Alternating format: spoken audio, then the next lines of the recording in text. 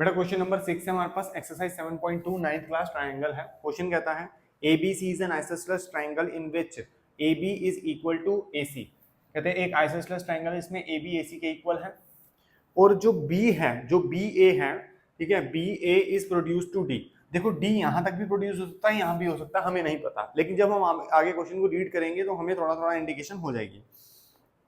Such that AD is equal to AB, जो AB होगा उसके जितना ही AD होना चाहिए। अब देख ध्यान से बात समझ, AB is equal to AD, AB is equal to AD मतलब कि D यहां नहीं यहां होगा।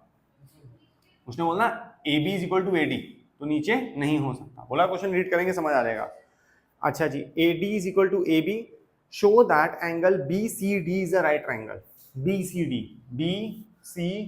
मतलब ये जो ट्रायंगल बनेगा, this is a right angle triangle, prove करना हम लोगों को। यहां तक समझ आई बात? ठीक है। अब वैसे डायग्राम हमारे पास था, मैंने फिर भी आपको बना के समझाया है, ठीक है, क्योंकि इन एनी केस में हर बार बोलता हूँ कि डायग्राम ना दिया और उनका मन करा कि ऐसे क्वेश्चन पूछना, देन दे कैन आस्क। अच्छा जी, AB AC के इक्वल और AB AD के इक्वल था, ये हो गया समझ, ठीक है। ये क्वेश्चन ना थोड़ा टेढ़े तरीके से होता है, सीधे तरीके से नहीं होता, ठीक है। इसके अंदर इसलिए हम लोग क्या कर लेते हैं, सारे के सारे एंगल ले लेते हैं, ठीक है,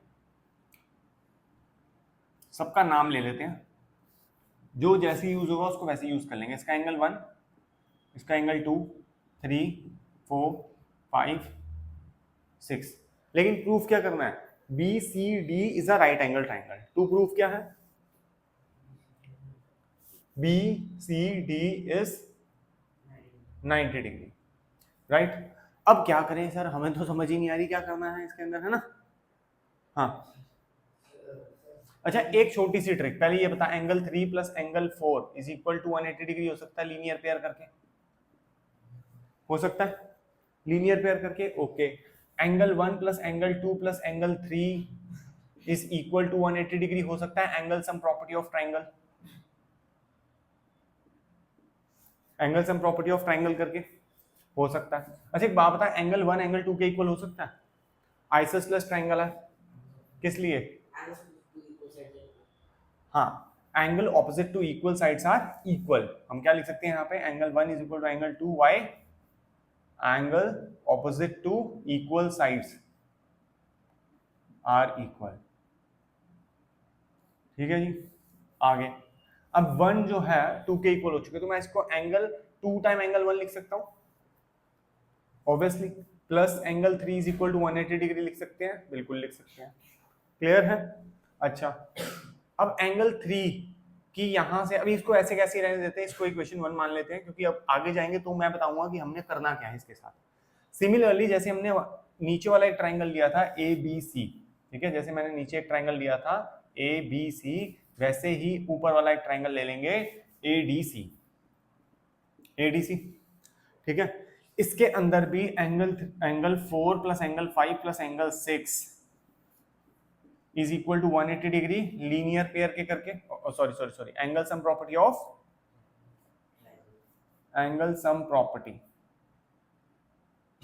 ऑफ ट्रायंगल, ठीक है जी। अब ऐसे ही जैसे 6, जैसे एक बात बताओ, ये साइड और ये साइड इक्वल है, तो एंगल 5 इसके ऑपोजिट है और एंगल 6 इस साइड के ऑपोजिट है, तो एंगल 5 और एंगल 6 क्या हो गए, इक्वल।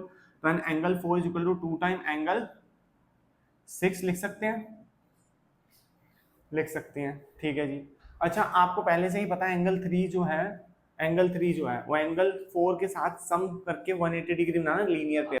अब एक चीज हम पहले ही प्रूव कर चुके हैं, एंगल 3 एंगल 4 के 180 डिग्री है, ठीक है।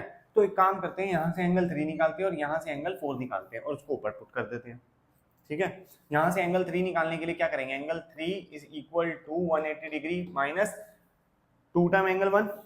देखो नहीं समझ आता तो देखो, यहाँ angle 3 is equal to 180 degree minus 2 time angle 1, ठीक है। यहाँ से ऐसे हम लोग निकालते हैं एंगल 4, यानी angle 4 is equal to 180 degree minus 2 time angle 6, हाँ जी, ठीक है जी। एंगल 3 और एंगल 4 को इक्वेशन, ऊपर वाली इक्वेशन, इसकी को इक्वेशन हम लोग मान लेते हैं 3, नीचे वाली को इसको इक्वेशन मानते हैं 2। तो लिखते हैं put the value of angle 4 and angle 3 in equation 3, जो थर्ड इक्वेशन है उसके अंदर हम लोग उसको पुट कर देते हैं। ठीक है, कैसे पुट करेंगे? Angle 3 plus angle 4 is equal to 180 degree है। ठीक है, लेकिन मुझे एंगल 3 और एंगल 4 की वैल्यू पता है, तो हम उसको फटाफट से लिख देते हैं। एंगल 3 की वैल्यू क्या है? 180 degree minus 2 time angle 1 plus 180 degree minus 2 time angle 6, sorry 2 time angle 6 कैसे हो गया? हाँ ठीक है, 2 टाइम एंगल 6। ठीक है, अच्छा ध्यान से देखो, which is equal to 180 degree. अब यहाँ पे भी 180 है, यहाँ पे भी 180 है, दोनों मिला के कितने हो गए? 360। ठीक है, 360 degree minus 2 angle 1 minus 2 angle 6। बोलो, यहाँ पे आए 180 डिग्री, यहाँ 360 डिग्री, उधर जाके क्या हो जाएगा? Minus 360 degree. यहाँ प्लस 360 डिग्री, उधर जाके माइनस 360 डिग्री हो जाएगा बेटा। यहाँ अरे पहले जाएगा तो होगा ना, उसके बाद माइनस बाद में कर लेंगे। 360 डिग्री यहाँ है, उधर जाके होगा। यहाँ करते हैं उसको 360, एक काम करते हैं, यहाँ छूटेगा 2 time angle 1 minus 2 time angle 6 is equal to 180 degree minus 360 degree. बोलो हाँ या ना? यहाँ तक क्लियर है? यहाँ तक। इसके बाद क्या है? कुछ भी नहीं बचा। माइनस 2 कॉमन ले लो, यहाँ पे आएगा angle 1 plus angle 6 is equal to कितना बचा यहाँ पे? Minus 180 degree. माइनस से माइनस कट हुआ, 2 से 180 कट हुआ, आया 90 डिग्री। एंगल 1 प्लस एंगल 6 कितना आ गया? क्या यही प्रूफ करना था? ठीक है, आया समझ? नहीं समझ आया फिर से एक बार देख लो मैंने किया क्या। मैंने एक ट्रायंगल ये वाला और एक ट्रायंगल ये वाले में से जो जो चीजें मेरे को मिल सकती थी सिमिलर या जैसे भी मिल सकती थी, मैंने उनको लिखा। जैसे एंगल 3 एंगल 4 को 180 डिग्री लीनियर पेयर समझा मैंने, 3 और 4 को। ठीक है, एक ट्रिक खेली है मैंने इसके अंदर, अब बताऊंगा। ठीक है, और फिर एंगल 1 एंगल 2 एंगल 3 को सबको angle sum property of triangle लगाया। ठीक है, और यहाँ पे एंगल 1 एंगल 2 के इक्वल था, क्योंकि आइसोसेलेस ट्रायंगल है, angle opposite to equal sides, ये इक्वल साइड्स की AC और AB, तो इनके सामने के जो एंगल होते हैं एंगल 1 और एंगल 2 ये भी सेम होते हैं। तो यहाँ पे एंगल 1 एंगल 2 थे।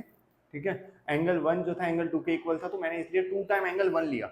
सर आपने 2 टाइम एंगल 1 ही क्यों लिया, 2 टाइम एंगल 2 क्यों नहीं लिया? क्योंकि ध्यान से देखो, मैंने 2 टाइम एंगल 1 लिया यहाँ पे, क्योंकि मैंने गलती करी है इसलिए नहीं लिया। यहाँ पे मुझे एंगल 2 लेना चाहिए था। ठीक है, और यहाँ पे भी एंगल 2, यहाँ पे भी एंगल 2, और यहाँ पे भी एंगल 2, और यहाँ पे भी एंगल 2, और यहाँ पे भी एंगल 2, क्योंकि एंगल 2 और एंगल 6 था ना सब में, आई समझ? तो एंगल 2 और एंगल 6 180 डिग्री का होना चाहिए था। ठीक है, तो ट्रिक क्या थी मेरी जानबूझ के यहाँ पे, कि यहाँ पे एंगल 1 नहीं ले सकते, एंगल 2 क्यों लेना है? क्योंकि मुझे उन दोनों को सम करने के बाद ये आएगा। आई बात समझ? हाँ जी, क्योंकि क्वेश्चन में वही मुझे चाहिए ना।